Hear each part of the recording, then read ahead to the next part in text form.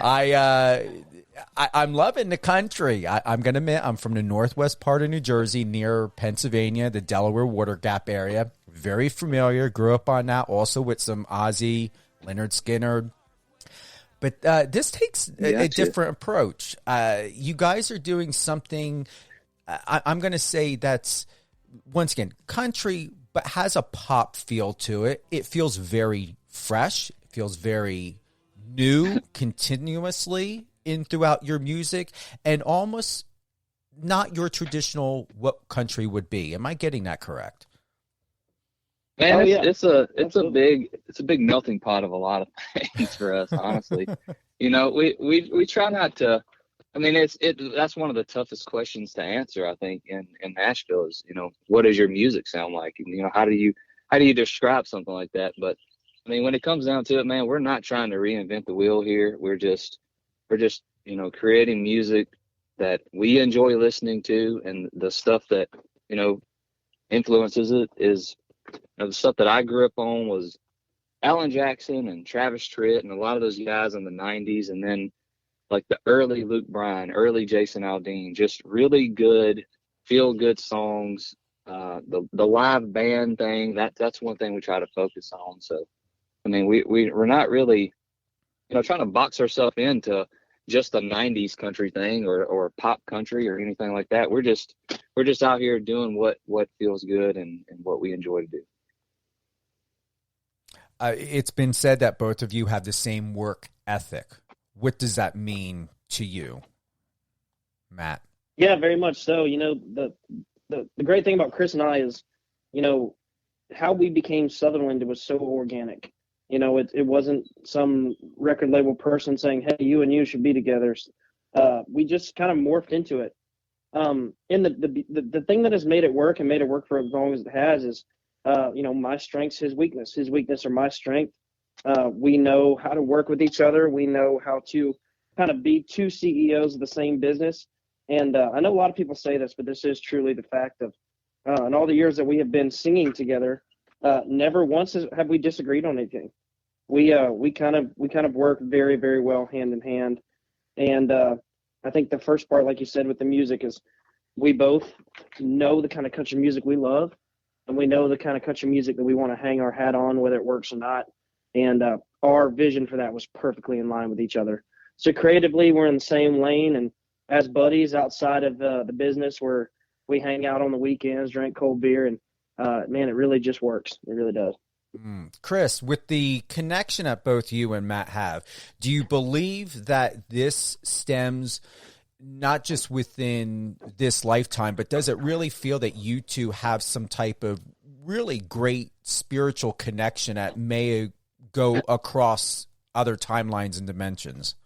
Man, I don't know. That's a heavy one, Steven. That's a big question, man. You know what? I think it has a lot to do with the way we grew up. My dad, he passed away in 2009, but he was in law enforcement for 30 years. He was actually the active sheriff in my little hometown of Wilkes County.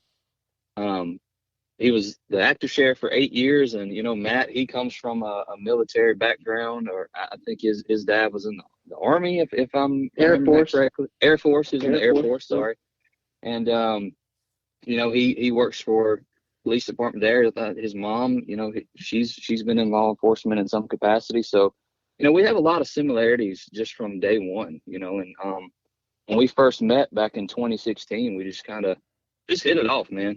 Just became really good buddies. And within the first week, we were out playing all over the place. Literally, we played our first show within the first like 4 or 5 days of knowing each other. So, I mean, it was just. We're just friends from the beginning and immediately started playing with each other. Matt, It's been known that you two met through Ray Fulcher. What was that meeting like? Can you give us a description, describe to us, what did that feel like to you when you and Chris first met? Yeah, absolutely. So Ray is by far my best friends. I actually live with Ray. And it was, if you're familiar with Nashville and how kind of like the new to town writing scene goes, how essentially it is, you go out to songwriter rounds and bars or shows, and you meet everybody you can meet. The name of the game in the music business is who you know, and it's networking.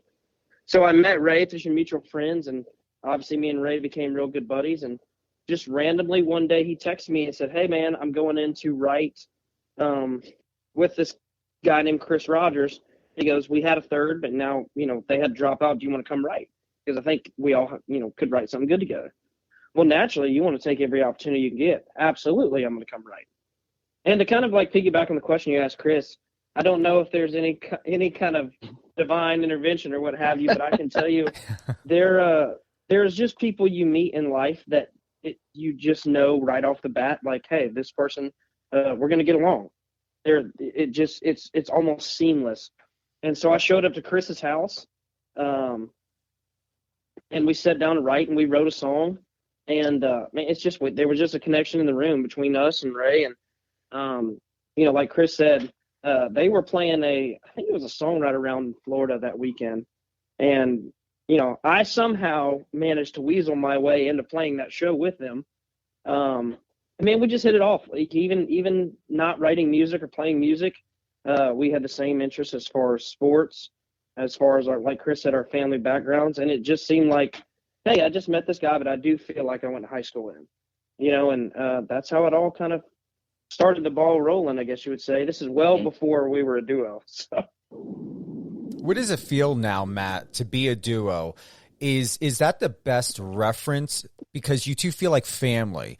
So do you feel that how you're being seen in the world and how you're being received, do you truly believe, Matt, that people understand the narrative and context of who Southern is and who you and Chris are?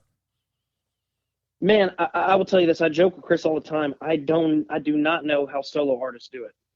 It is so much mental gymnastics and so much work and so much ups and downs and lefts and rights in this business that I don't know how one person does it by themselves. And man, I'll tell you, yes, we kind of have the perception, I guess you would say now, is like where you see Matt, you see Chris, where you see Chris is where you see Matt, or in conversations, it always comes up.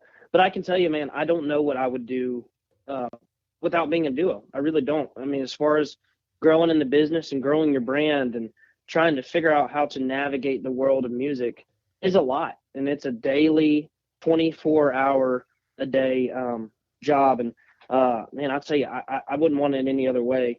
Because the thing about when we were solo acts was, I'd like to fancy us both as decent singers and songwriters. And but there's so much more to it than that.